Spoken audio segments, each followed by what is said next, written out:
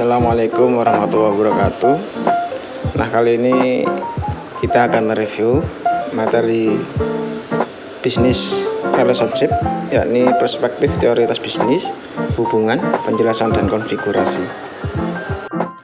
Nah, jadi pendekatan teoritis dalam menjelaskan bisnis hubungan, yakni ada pendekatan manajemen SDM, sumber daya manusia, pendekatan pasar, pendekatan sumber daya, pendekatan kemitraan, pendekatan etika dan tanggung jawab sosial, pendekatan inovasi. Nah, jadi pendekatan teoritis akan tergantung pada suatu bisnis, tujuan dan nilai-nilai perusahaan.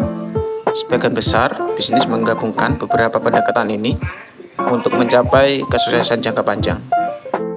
Selanjutnya, pendekatan perilaku.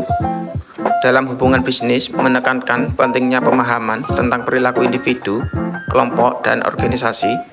Dalam konteks bisnis, beberapa aspek penting dari pendekatan perilaku hubungan bisnis meliputi komunikasi efektif, motivasi karyawan, negosiasi dan penyelesaian konflik, pengambilan keputusan, budaya organisasi, pelanggan, dan perilaku pembelian. Selanjutnya ada indikator ekonomi, biaya peralihan, dan hubungan nilai, yaitu ada 3. Yang pertama, biaya peralihan prosedural, yakni biaya yang terkait dengan pencarian pemasok baru. Biaya ini mencakup biaya ketidakpastian. Dan yang kedua, ada biaya peralihan finansial, yaitu yang lebih mudah diukur. Biaya-biaya ini mencakup biaya moneter langsung seperti biaya pemutusan kontrak dan biaya inisiasi untuk mengadopsi penyedia layanan baru. Dan yang ketiga yaitu biaya peralihan relasional, melibatkan hilangnya identifikasi dan ikatan emosional dalam merek, penyedia, dan hubungan pribadi antara orang-orang yang terlibat dalam transaksi. Biaya peralihan adalah salah satu biaya utama yang terkait dengan produk apapun.